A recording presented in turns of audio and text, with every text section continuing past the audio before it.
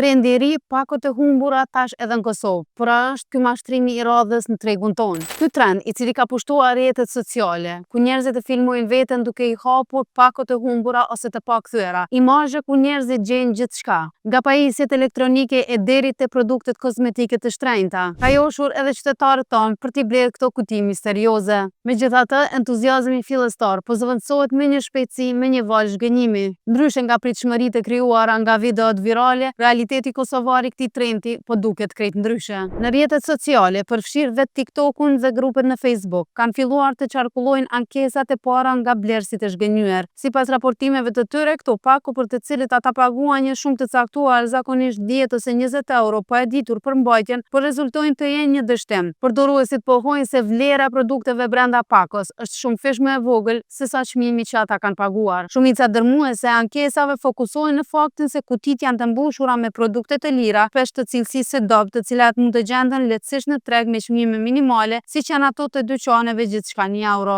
Në tregjet ndërkombëtare, ky trend lindi nga shitjet legale me mallra të pakthyera nga gjigantët si Amazona apo mallra të humbura nga shërbimet postare. Mirë, po në kontekstin vendor po dyshohet nëse këto vërtet janë pako të humbura apo është thjesht një strategji marketingu. Duket se disa biznese po përdorin etiketën tërheqëse pako misterioze ose pako e humbur, thjesht për të shitur stokun e vjetër ose produkte me kosto shumë të ulët, duke përfituar nga kurioziteti dhe shpresa e blerësve. Ndërsa ideja me pakot mbetet argëtuese, realiteti në Kosovë është një paralajmërim për konsumatorët. Se ajo që fillon si një trend në TikTok mund të përfundojë si shpenzim i kotë.